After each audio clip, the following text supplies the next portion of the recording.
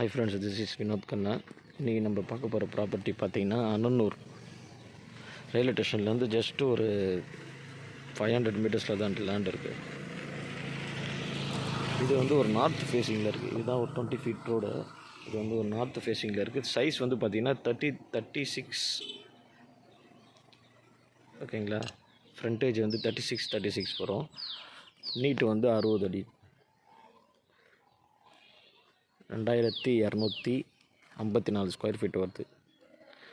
இது ஒரு பேங்க்கில் டைப் ஆகியிருக்கு. இந்த பேங்க் ப்ராப்பர்ட்டி. இது பேங்க்கில் ஒரு 65,000 கட்டணும். டோட்டல் ஸ்கொயர் ஃபீட் வந்து 3800 சொல்கிறாங்க.